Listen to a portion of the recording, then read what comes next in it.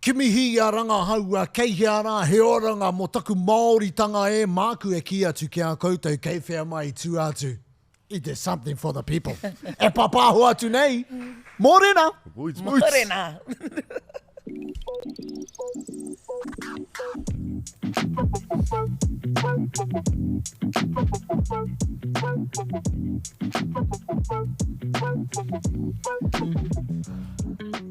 Ai, mōrena e hoa mano, mai hoki mai ani piki, anei taku pātai ki a koutou. Haha tetahi kupu no whenua ke mo te mōrena. Haha no tetahi kupu. Buenos dias. Guten Morgen. Oh, ai. Tiamani. Guten Morgen. Morgen. Morgen. Ani piki, kei a koe tetahi? Good morning. Talofa lava. Ana, tēnā koutou. Mōrena. Mōrena. Ai, pātai pai tērā. It's Makaurau, good morning. Kia mātou o Taranaki, te ata. Te ata. Te ata. Te ata. Nāna. He pai ake tērā i te mōrena, I guess. Pai ake. O hoi no, mōrena, te ata ki a koutou o tira ki a tātou. Tēnā koa e te whānau mena rani e mātakitaki mai ana koutou i te kānga ki hea raini. Tēnā tuari hea, whakamanawa hea mai tō whārangi. E pai ei te puta o enei kōrero ki te whaiau ki te ao mārama. Mōrena ki a koutou e tākupu mai ana i tēnei wā noho ke ki te anau. Wetahi o koutou no ngā wāhi katoa, mōrena. Ata manahau. Ata manahau. Tēnā koe. Ai o, te hau. Tēnā koe. Ahoi anō, mōrena kas, ko hoki mai koe i te taikoura. Ai. Nā, me tōtika ki te mea, ne? Ana. Kia ki te tātou, pēhea te pai o tana noho i te taikoura. Mātaki mai tēnei. Te pāti. Te pāti. Te pāti.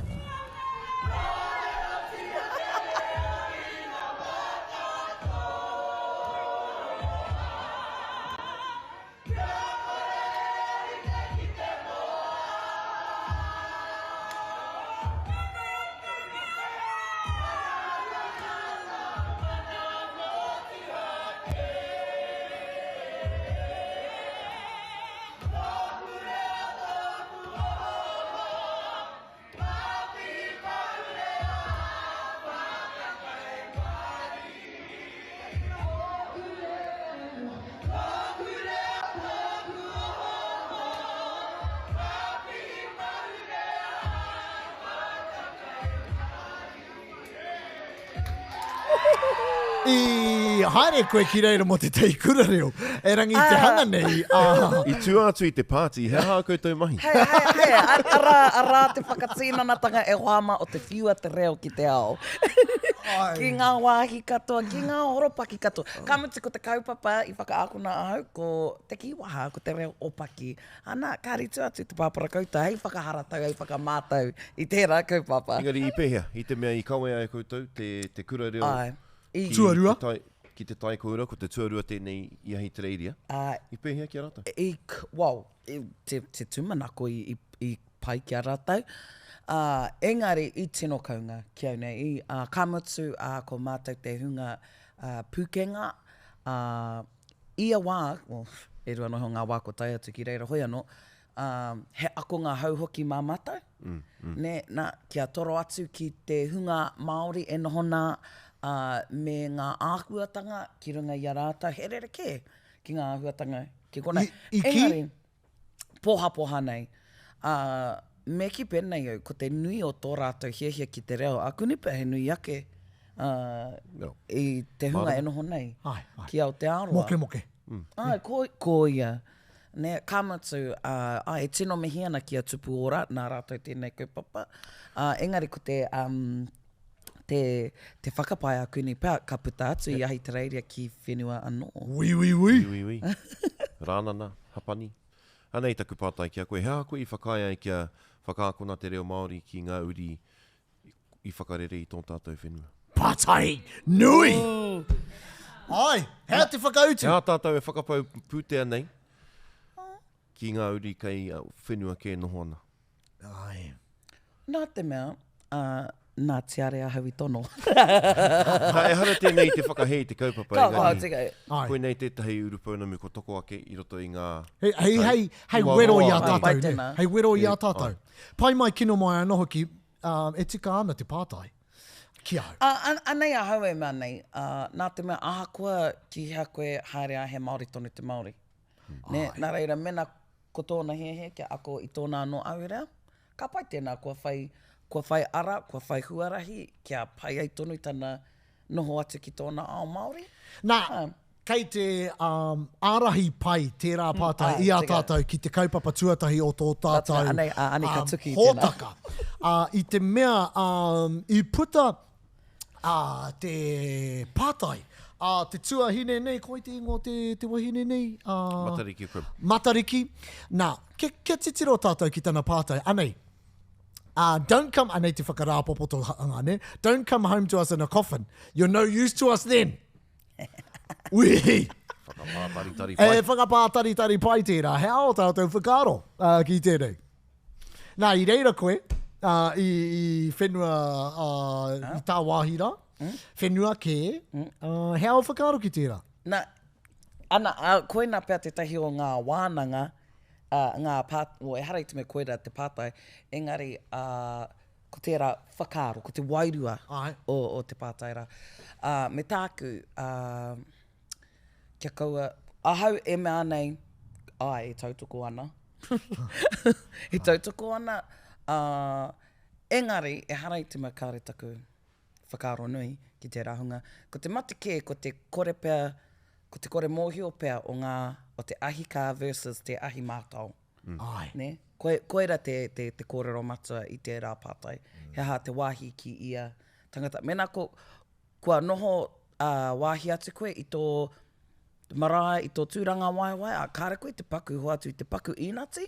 Ia te take hoke nei koe ki te rā mara. Kāre tō whakaro noi ki reira. O koera, e hare i te mea ko te tawhiti, ko te noho mamao te mate, ko te ahi tere tere, ko te kore whai wāhi atu ki ngā kaupapa a te iwi, a te hapu, a te marae anō hoki. He layers o te rā. Kia nei, mea ka...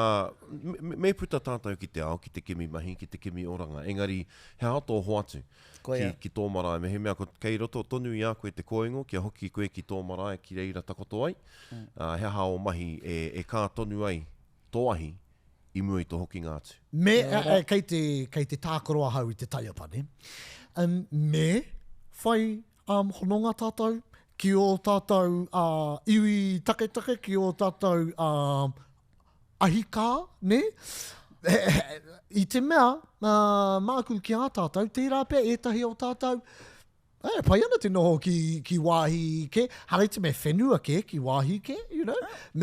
Hea te take me. Hoatu, me whakahoki tātou. Mena ko tō hea kia noho atu ki reira i tō matenga, me hoki atu. Me he mea koera tō hea. E harai te mea me hoki atu tātou ki o tātou marae. Ki reira takoto ai. Tika. Te matenga o taku kuraua i te wā o te COVID, i tangihia ia i tō mātou whare. Tāhua nei tino paira mātu te tangihia. Tāhua. I waihanga te mātou he tikanga. Kia māmai i mā ngā tamariki. Nō reira, kei te rongo o te ia o tō whakaro. Kamutu, e aroha anau ki tēnei pātai i te mea i etahi wā mō etahi o tātou whanaunga, ahau anō hoki. Tupu taone ne, tupu i waho mai tō rohe, tērā pēr kua rua, kua toru, kua whāwhaka tupuranga, koe ngaro ana i tō kāinga, i tō iwi, ne? Quote unquote.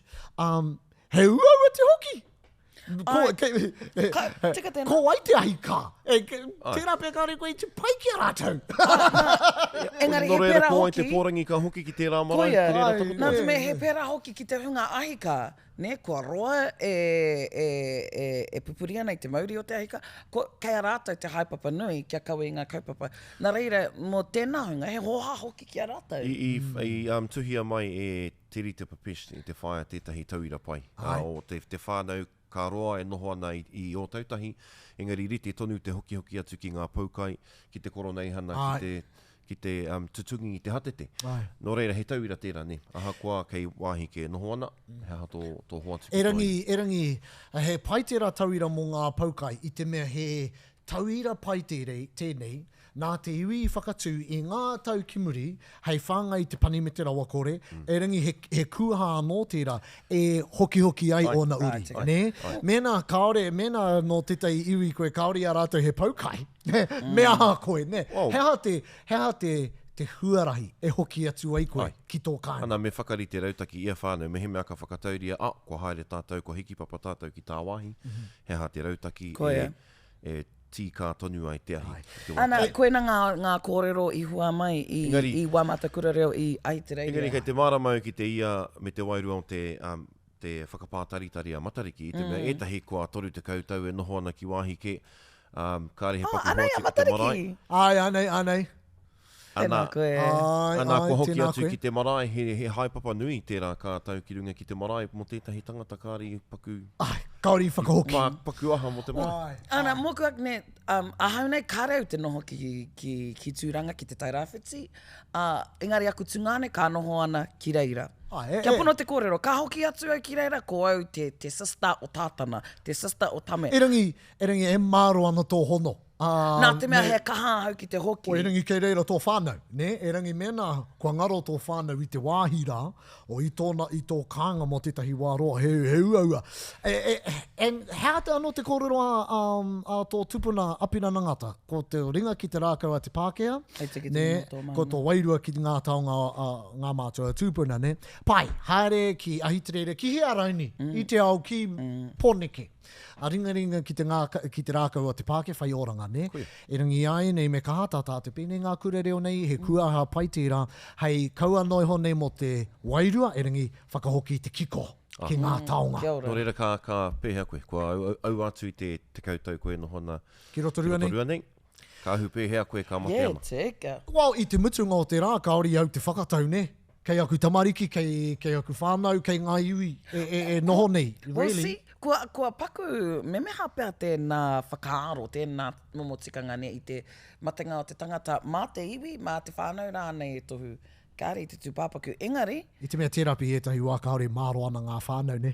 Kaore te kaha ngā whānau. Ko te insurance rānei. Ai. E whakaia nau ki a takotoko e ki i rotorua. No. Koe kere ama. E rangi ko te pai tawhiti o tērā. Hoki ana ki o kōrero, ne? Me mutu tā tātou whakarite urupa. He wānanga anō. He wānanga anō tērā, ne? Me mutu tā tātou tanui i a tātou tūpāpaku ki te whenua. He maumau whenua tērā. Ai, hoi no. Piki wānanga. Oh my gosh. Ka papono tēnā. Rawe tērā wānanga e homa i te ata nei. Me koke, ne? Me koke. Me koke atu tātou ki roto i te wāhanga e kia nei ko something for the Pūronga people.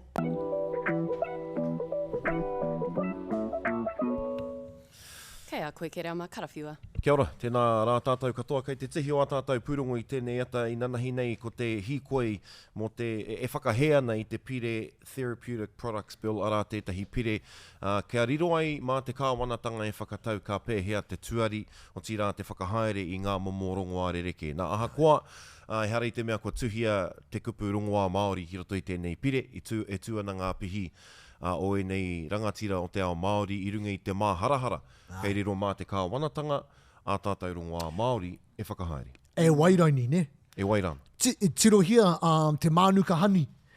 I ngana ngā iwi ki te pupuri te mana o tērā kupu, Ahitereiria kotoa. Engari, kia au nei koira pia te pai o tēnei momo pire. I te mea ka tāwharautia pia wā tātou rongoa e tēnei ture. Ki te kore, ka riro mā haina, ka riro mā tika. ingarangi rānei. Tika. Hoi anō, nō reira, koe nei tētahi o ngā kaupapa nui, o te wā, nā ka whakaaro hoki au ki te kreme Y262, kaore anō kia whakatauria, e hāngai puana ki e nei momo kaupapa. Nā, kaupapa tuarua i te iwi, ki te rā tātou, e ao, e ara e tā herewini, kua whakawahia tō tātou rangatira o te matatini, ki te tohu tā o ngā tohua kingi tiare i ngā rangi ko ta hāke nei, kamuhia ke ki tēnei rangatira o tātou. Tāhua. Mean. Hoi anō, hei uero noa i a tātou, ko te pātai i toko ake i etahi, e mihi ana i tēnei ekenga, he ha tātou i whakai tonu ai ki ngā tohu te karauna. I kite au i te pōhi a junior mo tērā, ne? O ia tāna. ko taua pātai tonu rā. Nā, i te otinga o te rā, he mihi tonu te mihi. Koia. He hui whakahira tonu te hui whakahira. Ne? I ego tonu te ego, anō hoki e tahi wā. E pai kia miri tia te ego i e tahi wā. Ai. O, e tika ana kia whakamanoa tia ngā mahi o tātou rangatira mō ā rātou mahi. Ko tae pia te wā, kia whakarite e tātou he tohu Māori. Ai. Ati, mōku ake, kia au nei, ko te painga o te... E hara i te mai kei te whakamana, te momo pēnei a Uncle Samhain, Uncle Dima, a Timoti mā i te mana o Ingaringi. Engari he momo, hea te kuhu atu, kia kite atu ai te ao, anei te mana o te Māori. Nea ka āhei tēnei, like, you know, kia au koina, mena ka tikina atu anō. I ngā taumata o te ao Pākehā. Yeah, kamatu he māma. Kamatu, i e tahi wā, you know, ko taua kōrero rā, mena i e tahi wā kei te pirangi ngā iwi ki te mihi ki a koe, ko wai te iwi ka whakahē tērā. Ka whakai koe ki te tohu tā. Marika. Yep. Ka hurangi. Ka pai. Mena. Pai kia Mena haere ka au. wai mari e au i tēnā. Yep. Pai kia haere au ki e tahi hui ka mihi ma. O, tēnā koe e tahu. Kia ora. Oh, stroking the ego, really, Mr. Melnea. Koina te take ka tino ua anko te ki te tautara tā. Kaua ko te sū. Kaua ko te sū. Rawi. Kia ora. Nā, ia tātou e kōrero ana mo te maunga e kore e neke. Kua puta ngā kiri puaki mō te kiriata koko reo Māori e te iwi. Tērā kiriata anei, a kuni ka puta hei te tuanga huru mātori o hurai ka puta. Nā, ko te kuini. Ia tātou e kōrero kuini ana. Ko kuini moi hau riri. Kia ora. Tētahi o ngā tino kiri puaki. Ki te au te hikaka o tātou hoa. Te mahi tahi ki aia i roto i ngā wiki nei. Te mea whakahikaka i ahau, ko mana, ngā tara wāhi, whai wāhi atu, ka pai. Ai, wai, tipu mai i rātou ni, ngā raukura o te koutu, e kōrero pāniora. Pāniora. Nō reira.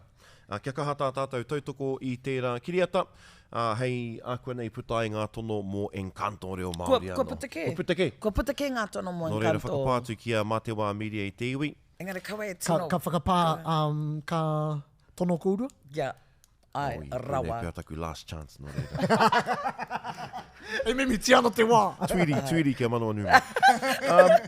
Hei, whakatepeake e te iwi ko te whakataitai tamararo o te tai rāwhiti kātū hei te tuangahuru mā waru me te tuangahuru mā iwa o Noema i tēnei tau. Hot off the press tēnei. Ai, exclusive breaking news tēnei. Ko te whitu te kautau tēnei o te tamararo. Mihi ana kia koutou o te tai rāwhiti kai te ana tamararo. Nā hei te tau e tū mai nei te ono me te whitu o apirira. Ko te whakataitai tamararo anō e whai wāhi atu ai ngā kapapene i a whāngā rā mai tawhiti ki te matatini ka tū ki roto ki au. O tira ki te kāhui maunga. Tāura. Kia ora. O tai rāwhiti ake nei o top 5. E hare te mea nāku i whiriwhiri. Aroha mai. Aroha mai anei ki te kaupapa whakamutunga.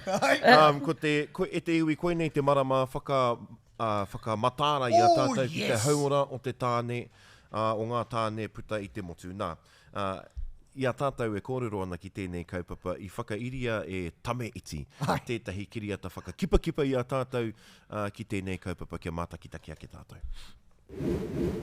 Men's Health Week. E kaupapa there.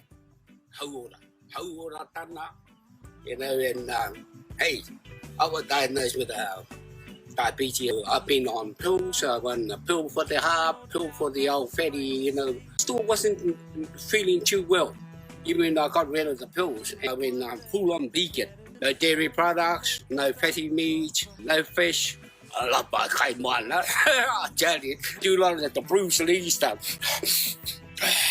You know, so you just do this exercise about 10 minutes, you know, every day.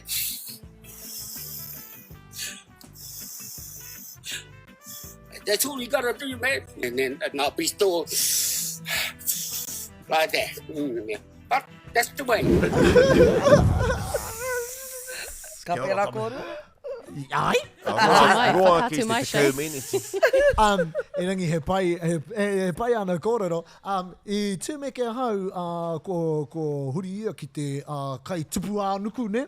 E rangi, you know, I haere atu māo ko Mr. Tupu ānuku, rani e rewiri ki te kōrero kia pauroto mo tēnei kaipapa, ka ki e ko te kupu Māori mo te veganism, toi kai rākau. Nā he uri a tame iti no toi kai rākau. Nō reira, mahi tika ana e te pāpā, tēnā koe i o kupu whakakipa i te hunga tāne. Ai, kia kaha tātou e huama. Nō reira, tēnā koe pata, i e rā kōrero, i e rā pūrongo, e hārea ki nei ko te wāhanga kia nei, ko something for the pūrongo or for the kaupapa people.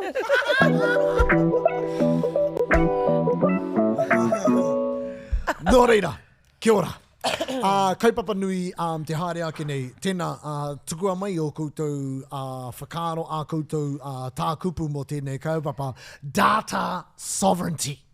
Ui, puta te tahi pātai mara. Nā, he nui tēnei, me te otira te AI, ne? He wānanga tēnei. Koe nei te e pīrangi ana mātou ki ata, whera i tēnei kaupapa, he wānanga mātātou.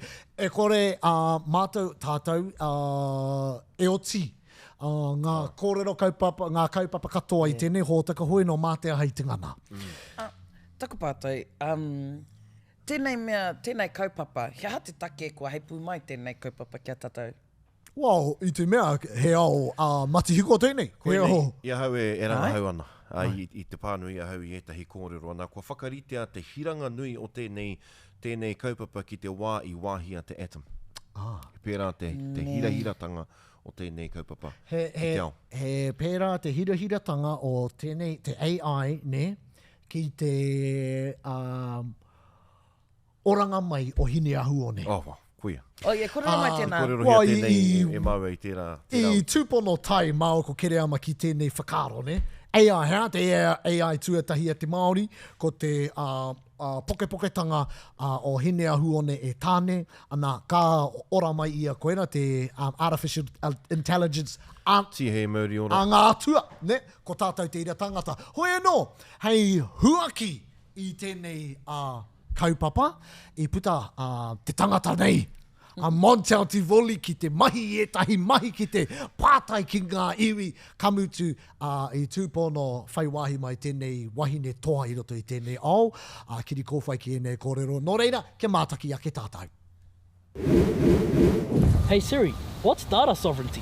Here's what I found. Data sovereignty is the idea that data are subject to the laws and governance structures of the nation where they are collected. And I did not understand a single word that means. So we've come to town again, e te iwi. Kia mōhio pai tātou, hea tēnei mea, te data sovereignty.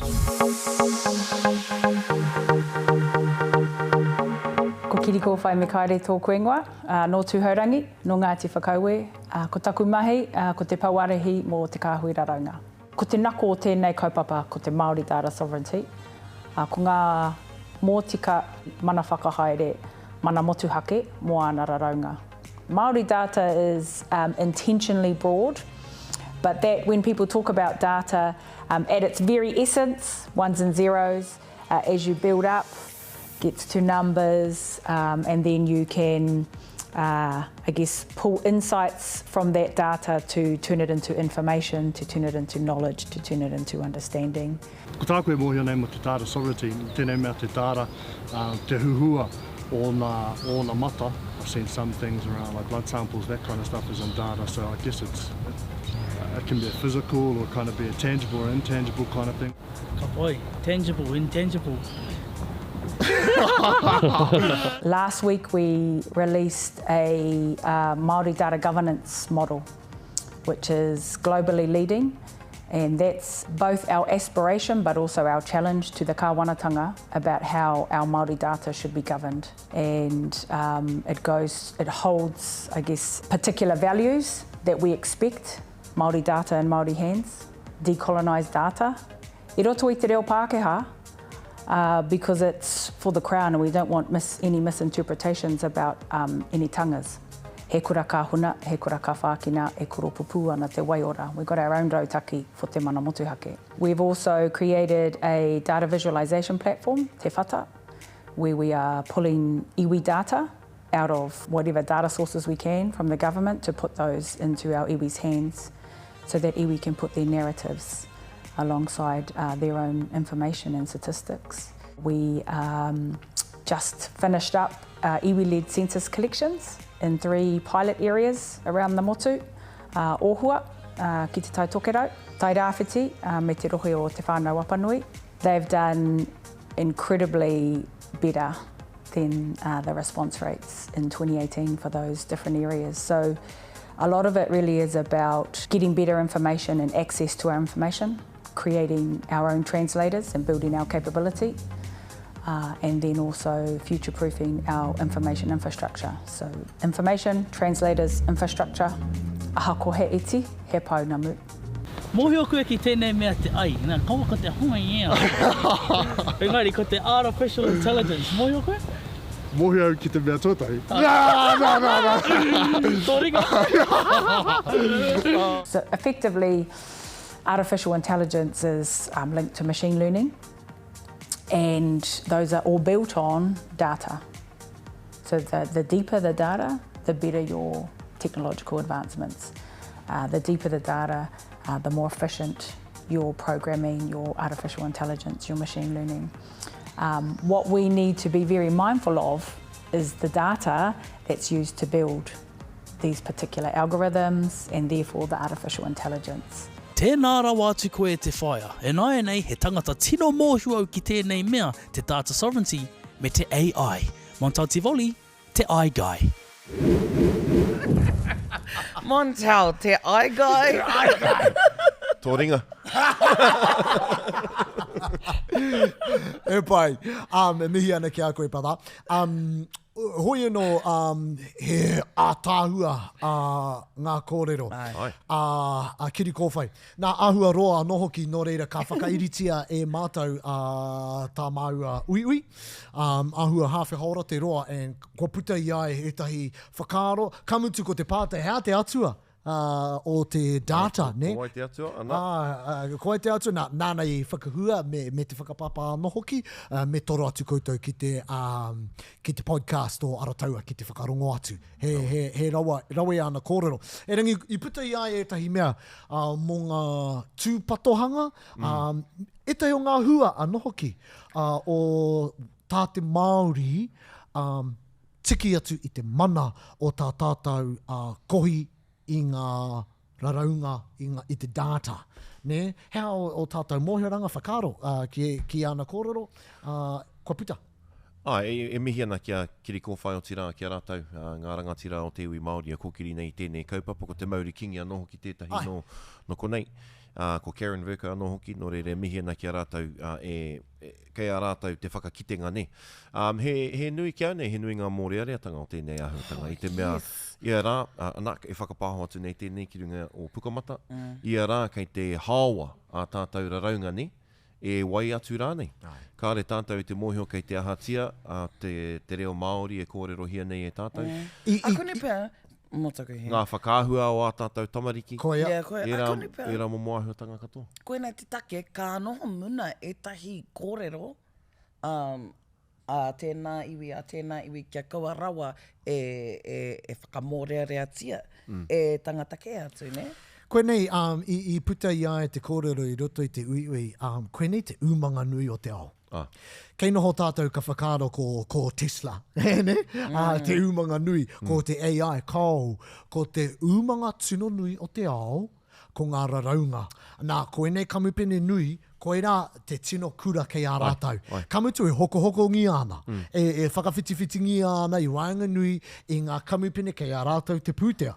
Ki te hoko nō reira, me matara tātou te iwi Māori ki e nei, and then koe nei te io ana kōrero Māori Data Sovereignty. Me kaha, me matara te iwi Māori ki te tiki atu. Ko te mea mōrere hoki ki au, ko te mōhio, i enei wānei, kei te pakanga tonu tātou, kia whai mana wa tātou ake kōrero, ka mutu i tu atu tēnā, ko tātou hoki, kei te taha i wā tātou kōrero anō.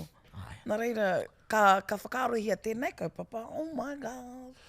He hiranga nui tō tēnei kaupapa i te mea koe ki te tātou Cambridge Analytica, koutou kaorepe i te mōhio. I āwhina a Cambridge Analytica i Donald Trump, kia wini ai i ai a te election o Amerika. Nā te mea i hawa e rātou ngā raraunga, mō Te tini o ngā tāngata kaore i te pōti, nā reira i mōhio ngā mihini me pēhea te whakakipakipa i e rā tāngata ki te pōti i mōna. Ka mutu, harai te mea ki te pōti mōna e rangi pēhea te whakatutungi i te hatete o te... Hopo, me te āwangawanga, me te riri, i roto i ana hoariri. Nē, koera te... Koera te tino mana, he nui te mana. Nō reira, me hoko pēr te kāwanatanga. Me hoko pēr te kāwanatanga. No, koera, en kei te pēra rātou. Kei noho tātou ka whakaaro kaore ngā pāti i te hoko i ene. Heha, ngā polls, election polls, enei tuāhuranga katoa, he raraunga katoa enei. En koe nei tā Kirikowhai roto i te uiui, ka ki ia... ku tētahi o ngā raru o ngā raraunga a te kāwanatanga, e ahu ke mai ana i te whakaaro tāmi, whakaaro kino anō hoki, ne? Me huri te Māori ki te kohi i ōna anō, ki te rapu i ngā painga anō hoki. Kei roto i te Māori, heha te pitomata, heha anō hoki ngā hua e puta ana ki te Māori, tēnā kāwanatanga, homai. Ia maua ko te Māori e wānanga nei tēnei kaupapa. Hei tāna ko tai te wākia, kia whakaaro Māori noa tātou ki tēnei āhuatanga ki te infrastructure anō hoki no reire i a tātou ka hangai o tātou marae. Ai, hangai a he whare nui, he whare kai, he whare hā kina, he kohanga, he kura, me he whare pupuri i ngā raraunga. Tika. Nei, kia Kirikowhai, tēnei mea te raraunga, e harai te mea he hou. Koe nei ngā whakairo o te ao hou. Koe ia, i kia hou. Tēnā hou tēnei ka ki, te whare wānanga ko ngā marae, ngā whare whakairo, he mea kohi raraunga, pupuri raraunga. He cloud tērā, ko ngā whakairo. Hoi anō, huaki anō e ia te whakaaro mō te AI, Artificial Intelligence, ko te tamaiti, te AI o ngā raraunga, i te mea, waihanga hia, te AI, ngā raraunga. Koera te puna o te mātauranga. Ko toia mai e mātau. Tēnei o ngā rangatira, e mahi ana ki roto i te whare wānanga o Waikato. Mahi ia i roto i tēnei ao nei mō ngā taumaha, āwhina ia i a Google, mō te taha ki a Google Translate, kua whakawhiwhia ki aia ngā tohu mō ngā mahi kohi rangahau i roto i tēnei tuāhuaranga. Nō reira, nō roto i te ao Māori, nō reira, kei te rangatira, te Taka Keegan, mōrena. Tēnā koe, Shei, o tira, tēnā koutou katoa, tātou katoa e whakarongo maina. Kia ora tātou. Kia ora. Tēnā koe kara, pātai tuatahi, te kupu Māori mō te AI. Hea tērā? E pātai tino pai tērā. Ko te AI roto i te reo Pākehā, he mea hanga hiningaro. Ngari, hara i te hiningaro o te tangata, he hiningaro o te mihini. Nō reira, ko te AI is essentially Māori kupu mō te computer, he roro hiko.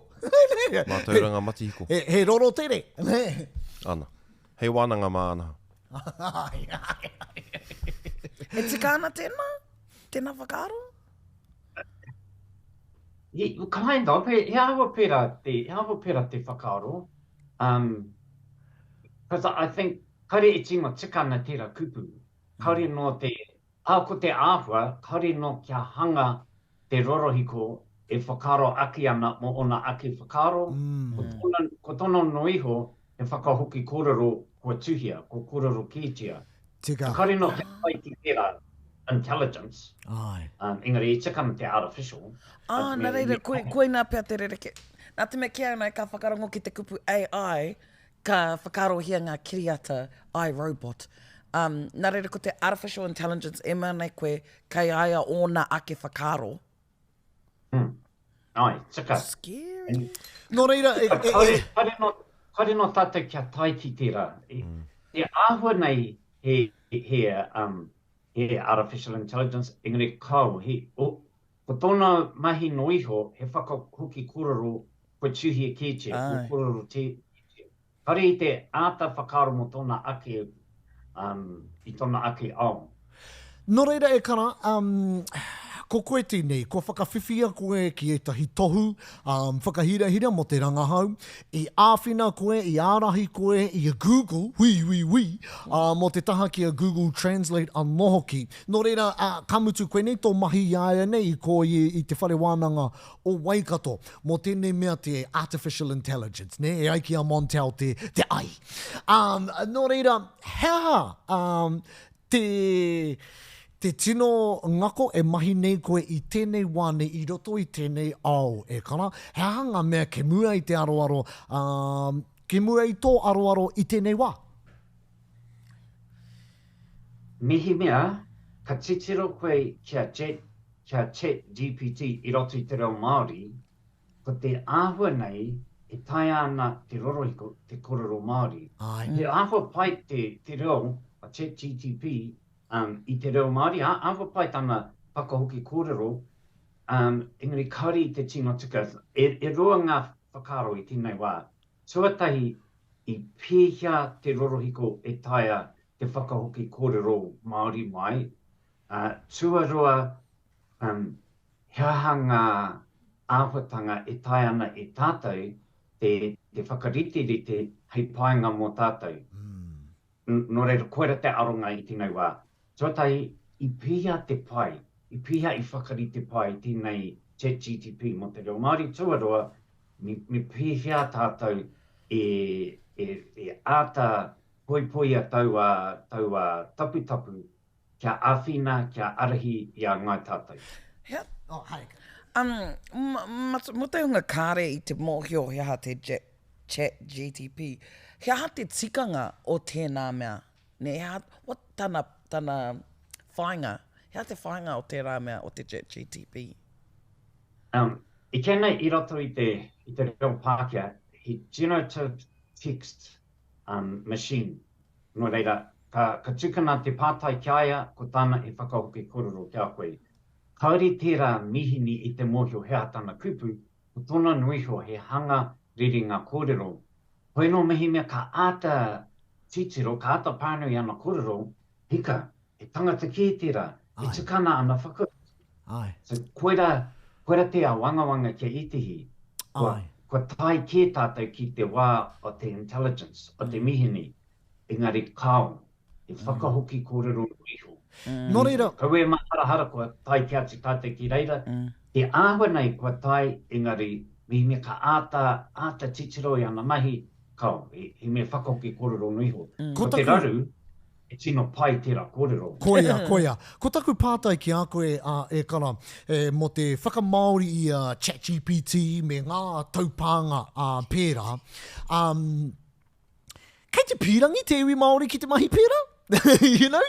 I te mea ko te kōrero a Kirikowhai, me tūpato tātou, te Māori, mo te āhua ki tā tātou, ki te tāta, e kohi-kohingia ana, and kei awai te mana o te kohinga, o aua manatunga o e rā taonga.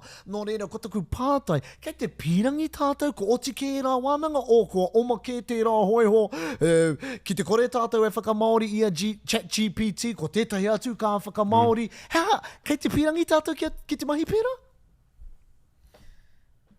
I tino pātai tērā. Nā kei te tika a Kirikowhai, me tūpato mo tēnei āhuatanga. Te āhua nei, kua tukuna atu, kua oma atu te hoiho, hoi no e whakapuna na mātou I te whare wānanga nei, whakapuna na mātou haere no kia pera, haere no kia tāwhiti te hoi. Ka tai tonu te tiki tērā hoi, hei whakatika I tātou ake waka. Hoi no ko te, e roa ngā raru me ki. Tuatahi, ko te āhua nei, he tino pai te reo, tuaroa karihe utu, tiri te whakahoki kōrero, me te pai o tāna reo. So, ākota o tātou tūpato, nā te mea kua tino ngāwari te tango kōrero mai tēnei āhua, kaore e kore ka timata a ngai tātou te whakamahi I tēnei mea. Ko weti kua ki kari te pai kia mahia, hoi no mihi mea ka titiro ki te pai o tana mahi, ka whakaora koe, well, ka mai mo te iti wānanga, mo iti ati wānanga aku tuhinga, mā koe no e whakaaro. Ana koinei te raru, ki te kaha tātou ki te mahi i nei tumu mo tapu, tērā pia ka tai ki te wā, ko o tātou reo, ka rite ki te mihini. Hare te reo, ka rite ki o tātou tupuna. Hare te mea iho, he mea tango, he mea whiwhi i mihini kia. Ko tahi ana ki anō taku pātai, ko te ChatGPT kēne. ChatGPT. Mō taku he. Hoi anō, ia tātou e kōrero ana mo te mihini ka whakahoki kōrero, nō nā hia ia tiki atu ai ana kōrero. Ne, no te pukamata koera te tahi wāhi, nā te mea... No te ipurangi. Kaore kore he mea kohi i roto i ngā tau. Nā te mea whakaro nei au ki ngā kōrero mā te Māori no tangata ke atu. Ka pēhea tā te mihini whakatika i tēnā. Kaori te whakatika. Ne, he tika tērā, ne, kaori te mihini te whakatika kei te tiki noiho i ngā toronga kei aia. Koina te tahi o ngā mea kino tēnei mo mea? Ai, so e tikana tērā whakaro, te whakaro i mui i tērā pātai. Koinei kia, me ki te tino opposite of te Māori Data Sovereignty. Kaori te tehi Māori i fuatu te kōrero ki aia. He mea tāha, he mea whanoko mai te ipurangi. I te wā ka kui tātou ki te Facebook, ka kōrero Māori, kei reira tērā kōrero mo te ao katoa. No reira ko te katoa o ngā social media, ko te Facebook, ko te Instagram, ngā kōrero katoa ko hanga kua whakanohia ki YouTube, e wātia ana tērā ki te ao. So koera tā ChatGPT, e titiro ki te YouTube, mo te reo Māori, titiro ki te Facebook, i kohi e rā kōrero katoa, ka tai ka hanga ia i tana language model, hoi nei te kōrero ka whakahokia ki a tātou. E ahua rite tēnei, te ChatGPT, koe nei te teina o Wikipedia, ne? I ngā wā mua, i te putanga mai o Wikipedia, kaore te iwi mōhio, mena e tika ana, mena e hea ana, hoi no, kei reira. Nā, koe nei, ko te whanakitanga mai o tēnei ana, he horo ake kamutu, kei te anō nei e ora ana, e rere ana te kōrero, i te muro o te ahi. Kara kua mimiti te wā ki a tātou. E aroha ana i te mea, he poto noiho kamutu, he pene me ChatGPT, kaore mutu. Nō reira, hei roto i ngā wiki, hei roto i ngā marama, e whakapono nui anau, ka hoki anō tātou ki te kōrero ki a koe. Otira, ka kōrero anō tātou ki a tātou i roto i ngā wiki, i roto i ngā marama, otira ngā tau e tū mai ana. Nō reira, e mihi ana ki a koe e kara, e whakapau kahana, kia wānanga hia tonutia tēnei, e koutou e te whare wānanga o Waikato, otira e tātou. Nō reira, e kara, e mihi ana ki a koe. A te wā, ne? Tēnā koe, tēnā koutou, kia ora. Miharo te wānanga. Miharo te wānanga, mihi ana kia koe tāku te Taka Keegan, i nei kōrero. Ko taku whakamaori i te AI, ko te mātauranga hori. He, aho, hori. Ara te tahi? Ai. Punenga taruna. Pai ki te mātauranga hori. Ane, te ao mihia deflevel. Punenga taruna. Ka pai. Tino pai. No reira. Ia mātou e wānanga ana i tēnei ko i te rangatira nei. Ka whakaro o mātou ringa me o mātou waiwai i muri nei. Cut to the back camera. I muri nei, koutou. Tērā pēr me te tiro tātou ki a ChatGPT. Ne? ChatGPT. No reira, hua kina mai. Anei te pātai. Ki te tātou pihe te horo o ChatGPT i tēnei wātunu nei. Write a poem in te reo Māori about te iwi Māori. Te tiro ki tēnei. Tai te zoom in. There we go. Nā kia pānui tātou. Hare ki runga. Tino ro tēnei. Te iwi Māori. He taonga whakahirahira. Te mauri o te whenua. Te whakapapa o ngā uri. He ngākau whakapono. He mauri whakapae. E tū e ngākau whakararuraru. E takatū nei. Hei, nā. Hei, he pai ki tira i etahi o ngā akonga no te aupikitanga. Ai, reo people, he hao koutou whakaro. Mena He tauira o taku ako mga aupikitanga, tino kore nei. No, e kia nau. Tirohia te taumata o tira. God, Shane. Tirohia te taumata o tira. Ai, aroha mai. Nā, tauira o te aupikitanga. E rangi, tirohia tira, te taumata o tira reo, he whakamiharo, actually. E haro tira i te tangata. Engari hatu tikanga o e rā kōrero, ka rewi. Aua! Pai tonu taia ki tērā rārangi whakamutunga. Ai, tika, whakahukia mai. Kamahia mo te matatini. Ana, tira, autaia anō. Tērā He reo. wairua motu hake, he mana take, whakapaukaha, whakaraurai, te ao whānui. Ai, he whānau, he hapū. Titiro, o hoi no, he waiata, e pāna ki te iwi Māori. He miharo tira. So, kei te pai tātou ki tēnei. Kia au nei, whakamahia. Ka hoki anō ki te kōrero a tāpirana. Ai. Ni. Ara o na whakatūpato. Koia. Engari, koe nei te rākau a te Pākehā. Ai. Koia. Si ki au, whakamahi ai. Kamutu, mena e tai anau te tiki atu i te kupu a te au hūnei. Kua. Kua. Whakamahia kētia tēnei. E te iwi. Nō reira, kua oma te hoi no ko tā tātou, me wawe, me horo tā tātou, tīmata ki te whakamahi o tātou anō raraunga. Ia, koia. I rā wiki hia e au te taupanga nei i tēnei wiki. Ka pāta e, why are there so few Māori-speaking journalists?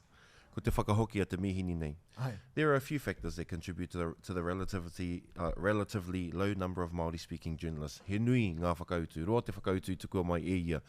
Ko whai māramatanga au ki tēnei kaupapa. Ai, koia, ka whakamahi ahau i te chat GPT e tahi wā, hei tū papa whakaro i tahi wā.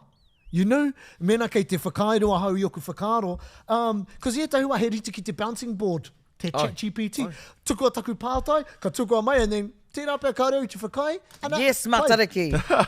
Ai, is it just me or he wairua kore tērā rota? E mea ana koe. E hara i te mea ko chat GPT ana ke e pēra. Ai. Marika. O kua atu. Right, kia koke tātou. Wow, ama. Tēnā koutou i te hunga e ako ana i te reo e mihi nui atu. Hey, speaking about te reo, e haere ake nei ko te wāhanga o. Something for the reo people. Anei ngā hapa a Shay. Anei, e te wiki, koenei pia te take me kuhu atu a Shay ki te aupikitanga. Hei, ko o mai ke tērā hoi hoa no hoki. I mua i tā tātou koke ki ngā hapa, o te wiki nau mai te hapa. Me whakapāha ahau, kia anaha i te mea. I tērā te wiki. E aha kōrua ki ana. Kāre ahau i kōrero i te roanga o te rerenga kōrero. Ne?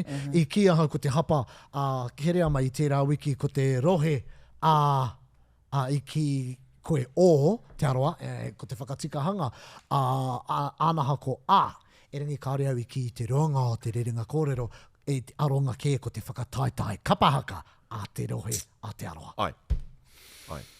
Nō reira e aroha atu ana e anaha. I waia mai i tērā wiki. Ai, waia mai hoki. Tukau ana te hota. Ki tau miss call, anaha.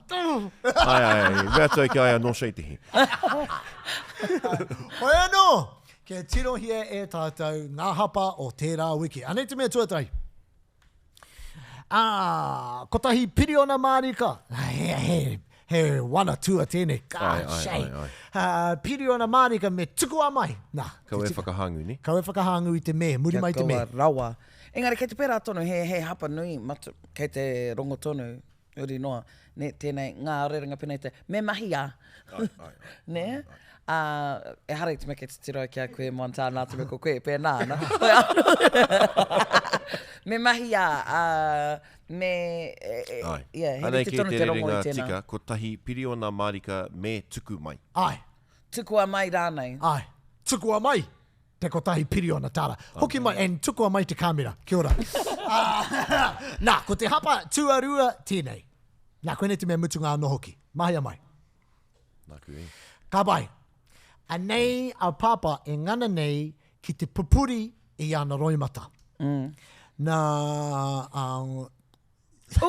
Leon, it has to be send. Aua. Ka...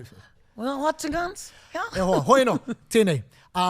Ko te whakatikahanga anei te papa e ngana nei ki te tātāwhi i ana roimata. Ne, i te mea, hea anō te mea, hoki mai ki a tātou, kaore tai te pupuri.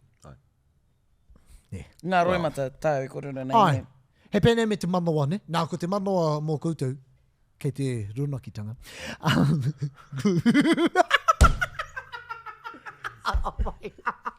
Ko te manoa, ko te... Nō ona whakaaro. Ko te hā te manoa, ne? Nā, kaore tae te pupuri i te hā, me kuku, ne? Kia ora. Me tāwhia no hoki ngā roimata. Ai, me tāwhi ngā roimata. Hoi anō.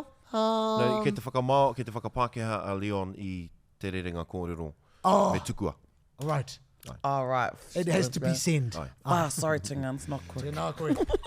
Nō reira. Mihia na kia koe e anaha.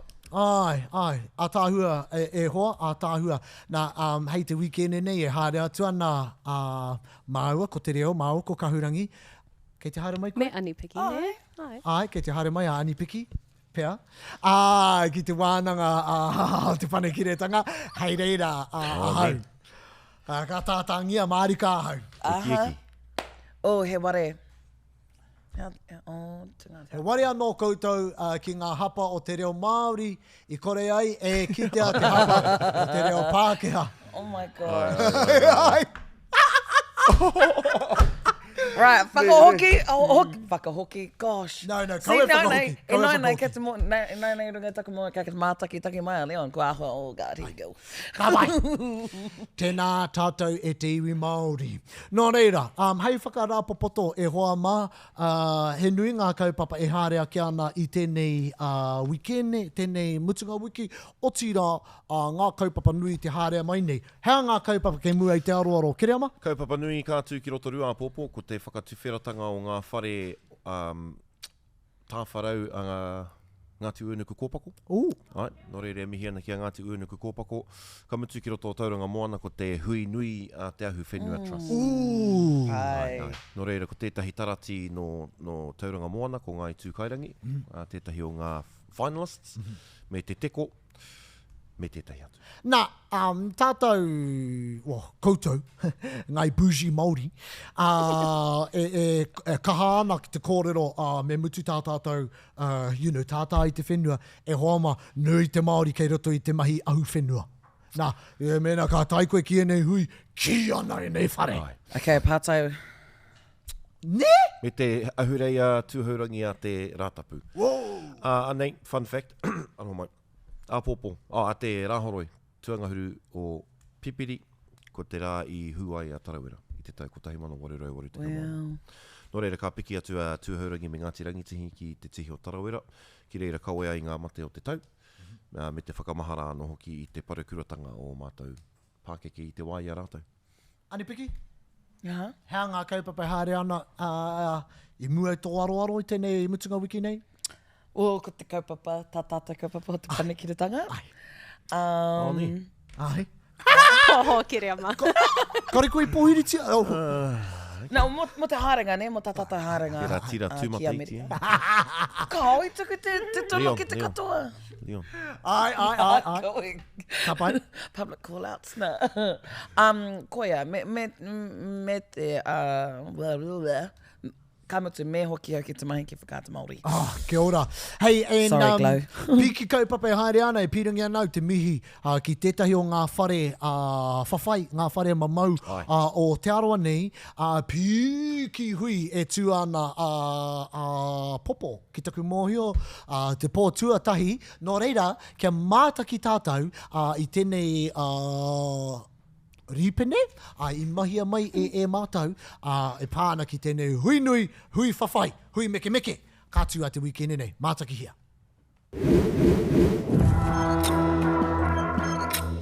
Kia ora, ko te paki o te rangi i Wāsanahau, no konei no Ngāti Whakaue, te taho tōku whāia, no te whārua o Ruatoki, no te roto o taupō nui atia ki tōku taha tūwhareto. Nā reire, kia ora rā tātou.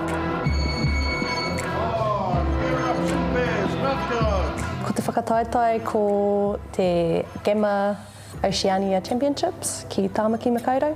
He whakataitai MMA, he whakataitai MMA striking team.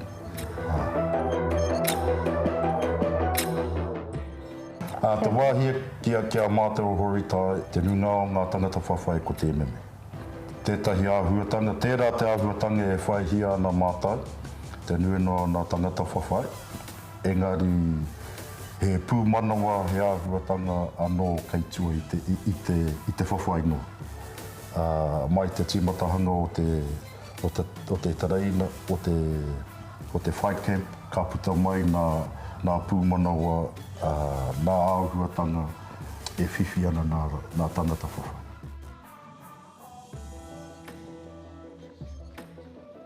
Te mea tūtahi ko te rika Kirikowhai, hi rāmutu anō a tāwharau mohi, Matthew Smith, hi rāmutu anō, ko Ina Ruaine, hi rāmutu anō, ko TK he mokapuna tērā, koe atu, ko Chelsea tēnei e whawhai ana, koe atu, ko Here Winnie Ngāta, hi rāmutu anō tērā, te nuna o nā tangata whawhai no Ngāti Whakau, i ahu mai no Ngāti Whakau, nā reira, waimari e ki tā tātou iwi. Kei tahu tika te tihu o Ngāti Whakau ki tērā tū momo whawhai. Nō reira kua uruau ki roto i te ropu heke iho i te 61 kilogramu. E whakapono ana ki oku pūkinga ki ngā prakati kua whakahaere e paki mō enei marama kua hipa. Nō reira, kei te hikaka. Tētahi whāinga kia whakawhānui i tēnei ropu te ngā wahine, ne? Kua timata i tei kraihe, mo te whātoto mō ngā wahine anaki. Ara ko te whāinga ka timata no ngā kraihe mō te MMA mō ngā wahine anaki. Nō reira he whāinga tērā mai te timatanga, nā te mea ia hau e piki mai i nei taumata. Te nuinga o te wā kua au anaki, engari kua taima etahi wahine, ara ka haere, engari kei te hiau te kite i ngā wahine. Ai, nō reira, koira te whainga nui.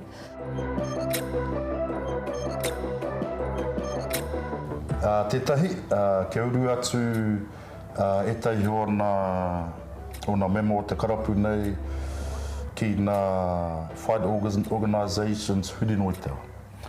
Hei mahi mā rāta.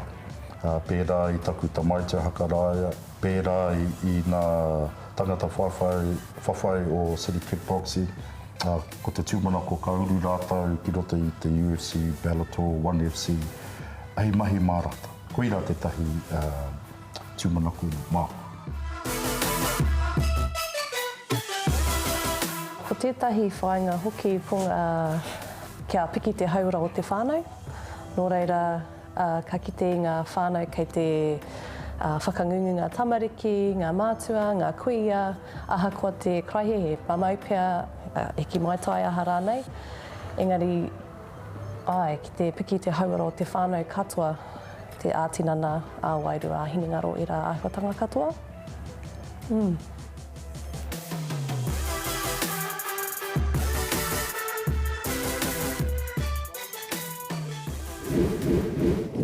Ai, mihi ana kia koutou katoa, e waru ngā tāngata no Hori Thai e whakataitai ana. Nā, ko tēnei te prelims, ko te tangata ka wikitoria e roto i enei mea, ka whai wāhi atu kia one championship e piki kei te taumata o UFC tērā. You know, Tingans, i rongo i te rangatira rā e mea ana te katoa no Ngāti Whakau e tētahi kōrero i puta i amataia i a mātou i Aitereiria. Katoa ngā uri a te aroa ka whakapapatu ki Ngāti Whakau e. E tika ana tēnā? Ai. E hare te mekaro i whakapono ki a tūmata. Etahi, kei te kāpata tonu e noho ana. He nui rātou i puta e whaimuri te matatini. Kare. Hoi anō! Kia kōrero tātou, ko whakakōpani tātou i tēnei hoataka, ko tahi miniti e toi ana. He kōrero, he mihiraini a kōrua? Ka kare te mohi mena he mihi. Engari, ko tētahi o ngā tākupu i puta ko te kōrero a Claudia Taumaunu. E kōrero ana mō te kaupapa, tētā kaupapa? I hua mai te pōhia matariki. Te kore hoki kiri mātao mai ki te kāinga. Ai, koia, ko tā Gloria, this is triggering. Ai, tino. Ko tāku hei kupu whakarehua ke e mihiana ki a Papa Bembird o tira ki te whānau o i Muruparara. I te kore, i te rironga o Auntie Waimātao. Tika. Hei rangitahi marae, ka nehua i tēnei ata nei. Tika. Ai, i reira i te orokohanga o te kurekaupapa Māori o Ruamata, me te Pāti Māori anō hoki. Kia ora, tēnā koe. Hoi anō e te whānau, ko pau te wā ki tēnei hōtaka, e mihi ana ki a koutou, kau e ware, kia tuarihia tēnei, kamutu mēnei pirangi ana koutou, te mātakitaki anō i te hōtaka, haere ki te whārangi, ki te wāhi o Whakaata Māori, plus ki reira mātakitaki anō ai. Nō reira e te iwi, tēnā koutou, tēnā tātou. Tēnā tātou.